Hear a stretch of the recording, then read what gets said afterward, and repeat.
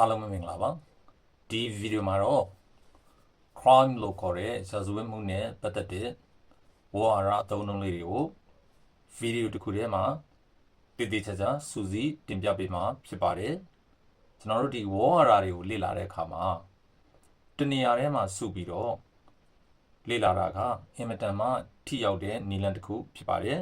ဒါကြောင့်မို့လို့ဒီဗီဒီယိုထဲမှာရာဇဝတ်မှုနဲ့ပတ်သက်တဲ့ဝါရခေါ်ပေါ်အသုံးအနှုန်းလေးတွေကိုကျွန်တော်စနစ်တကျစူးစီးပြီးတော့တင်ပြပေးထားပါတယ်ပြစ်မှုရာဇဝတ်မှုဆိုတဲ့စကားလုံးလေးကတော့ crime ဆိုတာပြစ်မှုရာဇဝတ်မှုကျူးလွန်ခြင်းလို့အဓိပ္ပာယ်ရပါတယ်verb အနေနဲ့လည်းသုံးလို့ရပါတယ်ရာဇဝတ်မှုကျူးလွန်သည် criminal ဆိုရင်တော့ကျွန်တော်တို့ရာဇဝတ်သားဖြစ်တော့ပါတယ်thief ဆိုရင်တော့တခိုးပါ thief တခိုး thief တခိုး and theft ဆိုရင်တော့ခိုးမှုလို့ဖြစ်တော့ပါတယ် theft ဒီ th sound ဖြစ်တဲ့အတွက်ကျွန်တော်တို့ရဲ့ရှားလေးကိုသွားနှစ်ခုကြားထဲမှာဖောက်ပွားလေးကြိုက်ပြီးတော့အတန်ထွက်မှာဖြစ်ပါတယ် theft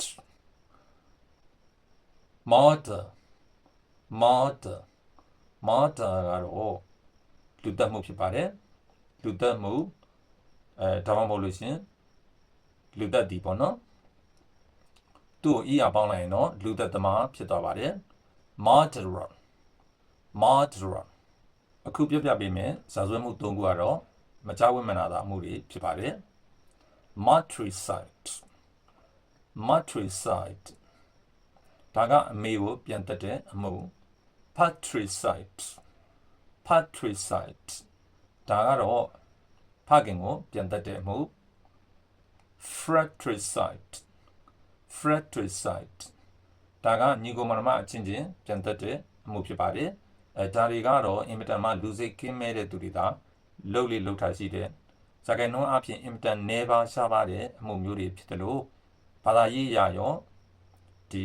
ရာဇဝတ်ကြောင်းရာရောအင်မတန်အပြစ်ကြီးတဲ့အမှုတွေဖြစ်ပါတယ် assault ဒါကကိုယ်ထိလက်ရောက်ကျူးလွန်မှုဖြစ်ပါတယ် kidnap ကတော့ပြန်ပေးဆွဲမှုပြန်ပေးဆွဲသည် kidnapping ပြန်ပေးဆွဲမှု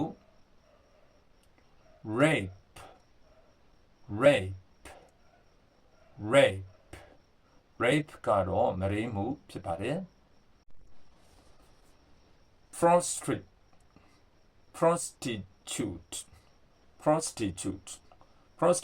ကဒီပြစ်ဒဏ်ပေါ့နော် prostitution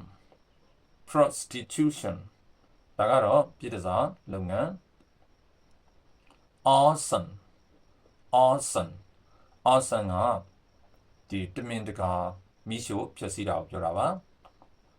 arsonist မိရှို့ဖျက်ဆီးတဲ့သူတွေကိုခေါ်တာဖြစ်ပါတယ် terrorize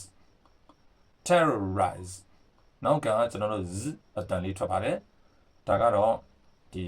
အကြမ်းဖက်မှုများကိုပြုလုပ်သည့်အကြမ်းဖက်မှုတွေကိုကျူးလွန်သည်ပေါ့နော် terrorism အကြမ်းဖက်ဝါဒ terrorism ကျွန်တော်တို့ terrorist ဆိုရင်တော့အကြမ်းဖက်သမားတွေဖြစ်ပါတယ် drug ဆိုတာကတော့ဆေးဝါးသို့မဟုတ်မကောင်းတဲ့ဘက်ကကြည့်မယ်ဆိုရင်တော့မူရဆေးဝါးပေါ့နော် drug trafficking ဒါဆိုရင်တော့မူရဆေးဝါးရောင်းဝယ်ဖောက်ကမှုဖြစ်ပါတယ် drug dealer ဒါကမူရဆေးဝါးရောင်းဝယ်ဖောက်ကသူ narcotic law ဒါဆိုရင်တော့မူရဆေးဝါးဥပဒေပေါ့နော် fraud ဒါဆိုရင်တော့လူလိမ်သို့မဟုတ် လိမ်လည်တာပေါ့နော်လိမ်လည်မှု slander slander ဒါက အသေးကြီးဖြစ်မှု ရဲကိုတော့ policeman police woman ဒါလူတိုင်းသိပါတယ် police officer ဆိုရင်တော့ရဲအရာရှိနောက်တစ်ခုက cop လို့လည်းပြောလို့ရပါတယ်ရဲစခန်းကိုတော့ police station police station police လို့အတမထွက်ဘူးနော် police station police police ဒီကျွန်တော်တို့လုံခြုံရေးအဆောင်တွေကိုတော့ security guard security guard ဒါကလုံခြုံရေးအဆောင် night watchman လို့ပြောရင်တော့ညဆောင်ဖြစ်ပါတယ် night watchman night watchman detective detective ဒါဆိုရင်တော့စုံထောက်ဖြစ်ပါတယ်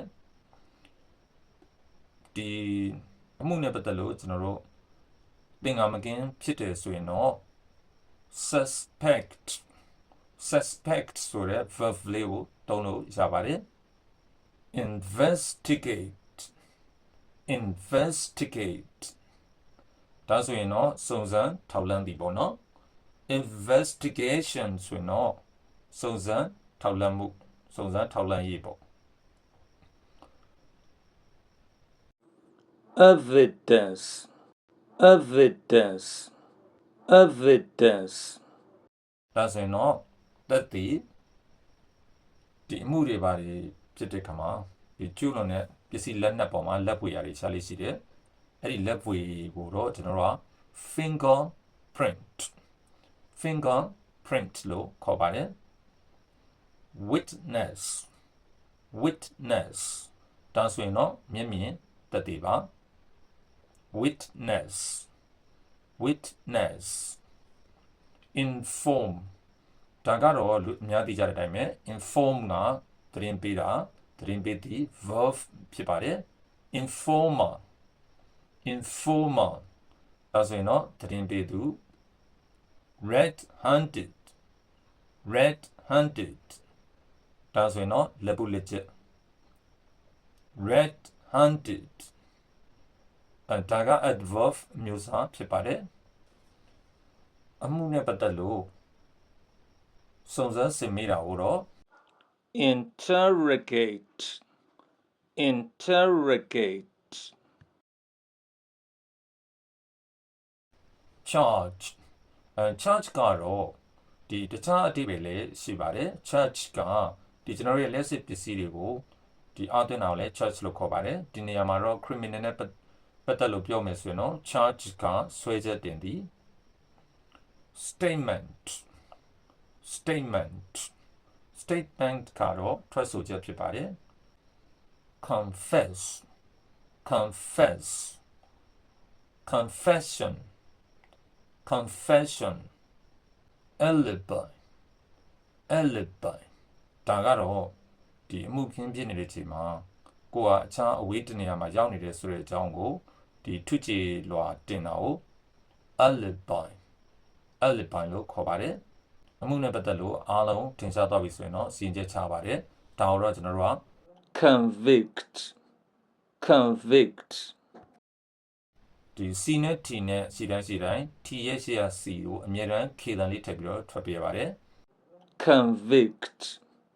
convict အဲ့တော့စကားပုံလေးတစ်ခုရှိပါတယ် crime does not pay crime does not pay စာဆိုပြီးပြည့်မလို့ okay ဒီဗီဒီယိုလေးတော့ဒီလောက်ပါပဲအဆုံးထိကြည့်ပြီးတဲ့အတွက်ကျေးဇူးအများကြီးတင်ရှိပါတယ်